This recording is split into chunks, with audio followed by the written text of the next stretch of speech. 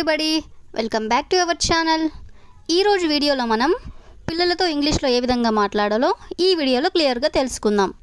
వీడియోని చివరి వరకు చూడడానికి ప్రయత్నించండి. వీడియో కనుక నచ్చినట్లయితే లైక్ చేయండి, షేర్ చేయండి.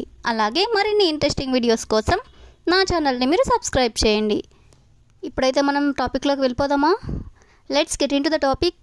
ఫస్ట్ వన్ ఈజ్ చదివాక చూడకుండా రాయి.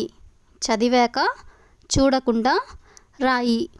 దీన్ని మనం ఇంగ్లీష్లో after reading write without looking or seeing. After reading అంటే చదివాక, write without looking or seeing అంటే చూడకుండా రాయి అని. చదివాక చూడకుండా రాయి అంటే after reading write without looking or seeing అని. నెక్స్ట్ వన్ ఈస్ కిందకి రమ్మని పిలువు. కిందకి రమ్మని పిలువు. దీన్ని మనం ఇంగ్లీష్లో call to come down or downstairs. Call to come down or downstairs అంటే కిందకి రమ్మని పిలువు అని. నెక్స్ట్ వన్ ఈస్ అలా వంగిపోకు. అలా వంగిపోకు. కూర్చున్నప్పుడు లేదా నిల్చున్నప్పుడు వంగిపోతూ ఉంటారు కదా, సో దీన్ని మనం ఇంగ్లీష్లో don't slouch like that. Don't slouch like that అంటే అలా వంగిపోకు అని. నెక్స్ట్ వన్ ఈస్ కింద పడేయకుండా తాగు. కింద పడేయకుండా తాగు. పిల్లలు అన్నాక కింద పోస్తూ ఉంటారు కదా, సో దీన్ని మనం ఇంగ్లీష్లో drink without spilling. Drink without spilling అంటే కింద పడేయకుండా తాగు అని. నెక్స్ట్ వన్ ఈస్ నీకు నచ్చిన డ్రెస్ వేసుకో. నీకు నచ్చిన డ్రెస్ వేసుకో ఇలా అంటూ ఉంటాం కదా, సో దీన్ని ఇంగ్లీష్లో వేర్ యువర్ ఫేవరెట్ డ్రెస్.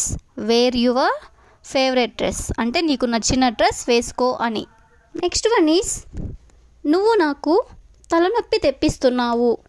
నువ్వు నాకు తలనొప్పి తెప్పిస్తున్నావు మనం ఇలా అంటూ ఉంటాం కదా, సో దీన్ని ఇంగ్లీష్లో you are giving me a headache.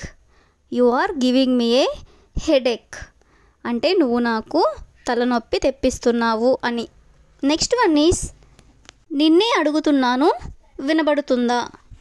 నిన్నే అడుగుతున్నాను వినబడుతుందా ఇలా అంటూనే ఉంటాం కదా, సో దీన్ని ఇంగ్లీష్లో I am asking you can you hear me.